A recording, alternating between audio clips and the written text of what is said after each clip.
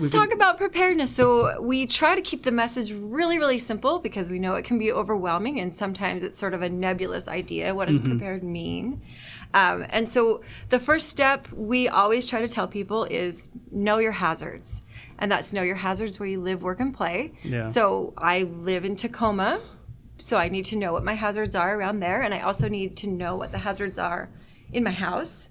Do I need to go and move a picture frame that might fall off during an earthquake onto my head or something? Or do I need to put latches on my kitchen counter? If you have a home that maybe you need to clean out your gutters or build defensible space, those are all hazards that can impact where you live.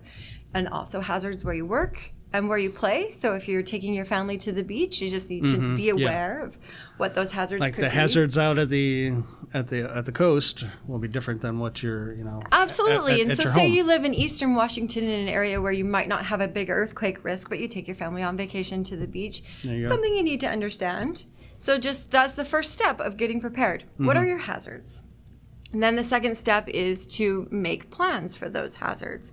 You want to make a communications plan, who you're going to contact if there is an emergency. And this can be for something as small as I'm stuck on the freeway and it's going to be a couple hours. Who is going to take care of my kids or check on my pet? Are my neighbors alone? Do they need comfort? Yeah. Those kinds of things. And then the third one is build kits. And we still recommend having go kits, which are about your 72 hours worth of supplies.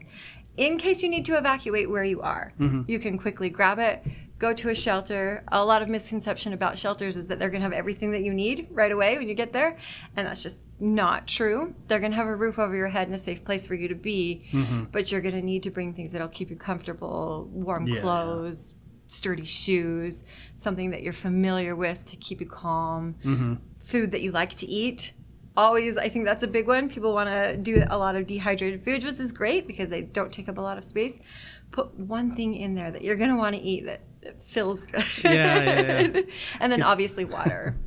And water's a big one because it's hard to store. So definitely look at options for purifying and everything. And then after your go kit, we're working toward getting people as resilient as possible. And that's the 2 weeks ready message. Try to keep the supplies in your home that you would need to survive on your own for at least 2 weeks. Food and water, hygiene supplies, flashlights, batteries. And then that's where the journey just keeps continuing. Once you feel like you're in a good place, then you want to change them out. So maybe when you're checking your smoke alarm, then you're also checking if your food is still good or your water supplies are still good. Or like we just had daylight savings time change. Maybe when the time changes is a great time to check your supplies and make sure that everything's up to date and you have what you need. So like on my birthday, check it out. Like every time your birthday comes along, hey, that just reminds me that, hey, it's time to check and see my kit and see if everything's... Yes, and a birthday is a great time to ask for preparedness gifts. Like I'd love a life straw or a bivy sack that could keep me warm. Stock up on hand warmers because it's cold here and I just got here from Hawaii and I'm still not over it.